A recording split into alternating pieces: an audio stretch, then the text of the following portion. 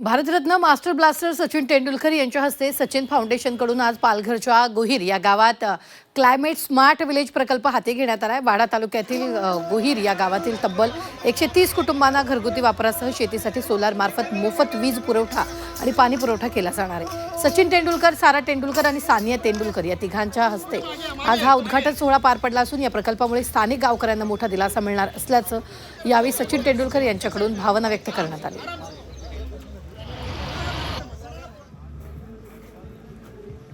गोहीर गावात smart village प्रकल्प, Sachin फाउंडेशनचं smart village आपल्याला पाहायला मिळतं।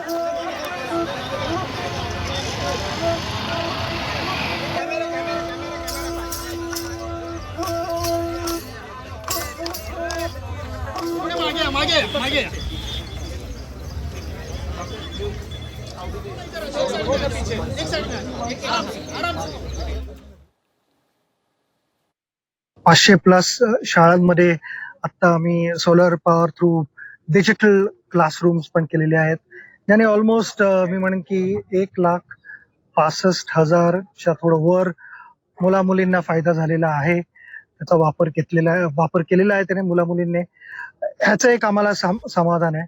पण आम्हाला माहिती आहे की अशा गोष्टींची भरपूर गरज आहे इकडे, आणि पार्टनर्सला एक स्नायडर इलेक्ट्रिक्स त्यांची गरज आहे की एकत्र येऊन, कारण हे सोलर पॅनल्स इकडे लावणं आणि मग ते मॉनिटर करणं आणि शिकवणं, इकडच्या जे लोकल्स आहेत त्यांना शिकवणं की त्याचा वापर कसा व्हायला पाहिजे आणि त्याला कसं आपण जपून त्याची काळजी पण घ्यायला पाहिजे।